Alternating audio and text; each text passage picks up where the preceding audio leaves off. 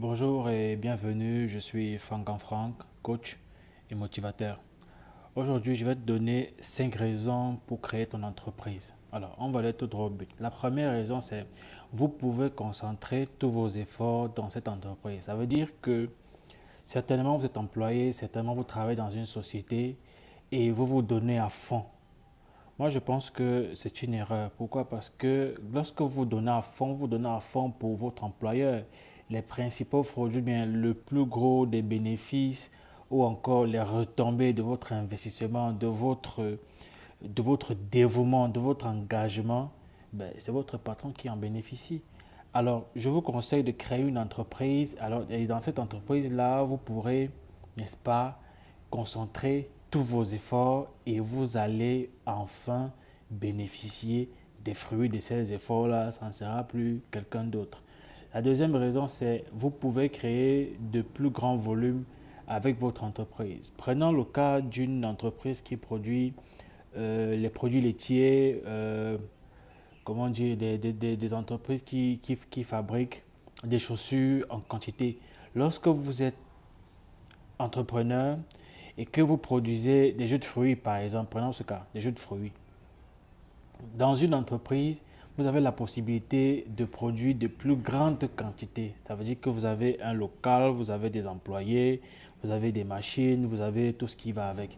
Pourtant, lorsque vous êtes seul, il sera difficile pour vous d'atteindre un certain niveau de production. Donc, en créant une entreprise, vous avez la possibilité, ça c'est la deuxième raison, de créer de plus grands volumes. Troisième raison, vous avez accès à l'anonymat de vos revenus.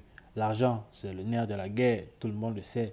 Donc, lorsque je dis que vous avez accès à l'anonymat de vos revenus, ça veut dire que vous créez une entreprise, vous produisez en grande quantité, vous vendez.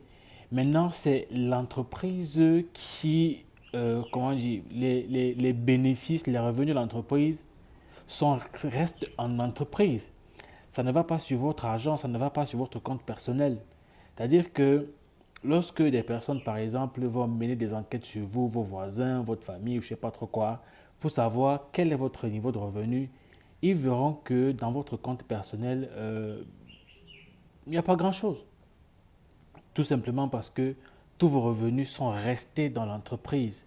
Donc, en créant une entreprise, vous avez accès à l'anonymat de vos revenus parce que votre argent, de façon officielle, appartient à l'entreprise et vous-même, vous n'avez pas grand-chose. Je ne sais pas si vous comprenez un peu. C'est-à-dire que vous pouvez enfin vivre une vie un peu relaxe là parce qu'on ne saura pas vraiment qui vous êtes. On ne saura pas vraiment quel est votre niveau de revenu parce que c'est votre entreprise qui garde vos revenus. Alors, la quatrième raison, c'est vous mourrez, si vous mourrez un jour, les impôts ne prendront pas tout votre argent. Alors, je disais tout à l'heure que comme troisième raison, vous avez l'anonymat de vos revenus. Alors, voilà un peu le schéma. Vous créez une entreprise, vous fabriquez des produits, vous vendez, l'entreprise garde vos revenus. Alors, voilà ce qui se passe. Si jamais vous mourrez et que tous vos revenus ont été reversés dans votre compte personnel, il y a ce qu'on appelle les droits de succession. C'est-à-dire que vous mourrez, vous laissez un successeur qui est en principe un de vos enfants. Et maintenant, pour que la banque lui remette cet argent-là, la banque va prélever, et ça c'est officiel, ce qu'on appelle la taxe sur la succession. Donc, ça veut dire que vous avez travaillé toute une vie, vous êtes mort, et au finish, c'est la banque qui se fait du beurre, la banque se sucre sur votre dos. Pourtant, si vous avez laissé vos revenus dans votre entreprise, il sera difficile pour une banque d'y accéder. Pourquoi? Parce que ce n'est pas votre nom qui est sur les papiers, c'est le nom de votre entreprise. Donc, même si vous mourrez, vous cédez votre entreprise à vos enfants et ils continuent à développer le business. Je ne sais pas si on se comprend bien.